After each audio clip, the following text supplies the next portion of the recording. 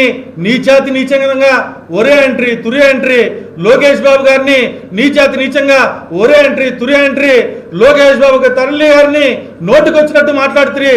అదే భాష అదే సంస్కృతి వైఎస్ఆర్ కాంగ్రెస్ పార్టీది. ఈరోజు నెల్లూరులో అదే మీ అవుట్పుట్ కూడా చూపించారు.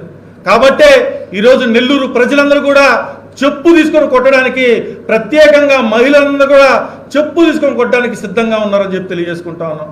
తిరుగు ప్రసన్న కుమార్ రెడ్డి, తిరుగు కోవూరు నియోజకవర్గంలో అడుగు పెడితే ఎక్కడ అడుగు పెడితే అక్కడ మహిళలందరూ కూడా నిన్ను చెప్పులతో కొట్టడానికి సిద్ధంగా ఉన్నారు. తిరుగు అనిల్ కుమార్ యాదవ్, నువ్వు తిరిగినా ఒకటే తిరగపోయినా ఒకటేలే, నీకు అసలు ఏమీ లేదు. నీ గురించి మాట్లాడుకో, టైం వేస్ట్.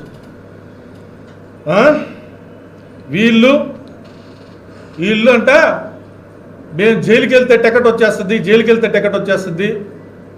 జైలుకి వెళ్తుర్లే, జైలు కూడా చూస్తుర్లే, చెప్పకూడదు తింటే ఎలా ఉంటుందో కూడా చూస్తుర్లే, అది కూడా త్వరలోనే ఉంది. కానీ పాపము వీళ్ళకి ఎమ్మెల్యేలుగా టికెట్లు తెచ్చుకొని ఎమ్మెల్యేలుగా పోటీ చేయాలనేటటువంటి ఆశ మాత్రం విపరీతంగా ఉంది. వీళ్ళకి ఖచ్చితంగా ఎమ్మెల్యే టికెట్ అయితే ఖచ్చితంగా వస్తుందని చెప్పి నేను చెప్తా ఉన్నాను. అనిల్ కుమార్ యాదవ్కి కర్ణాటకలో ఎమ్మెల్యే టికెట్ ఇస్తారు, ప్రసన్న కుమార్ రెడ్డికి తమిళనాడులో ఎమ్మెల్యే టికెట్ ఇస్తారు.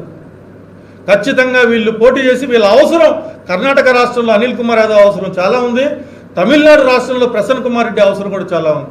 కాబట్టి వీళ్ళు ఖచ్చితంగా వైఎస్ఆర్ కాంగ్రెస్ పార్టీ తరఫున ఈ 2 రాష్ట్రాల్లో పోటీ చేస్తారు.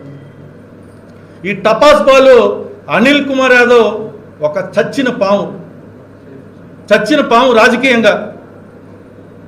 ఈ టపాస్ బాలు రాజకీయంగా చచ్చిన పాము, కానీ పిచ్చి కుక్కని రోడ్డు మీద వదిలేయలేం కదా, అలాంటి పిచ్చి కుక్క వాగుతా ఉన్నాడు ఈరోజు అనిల్ కుమార్ యాదవ్.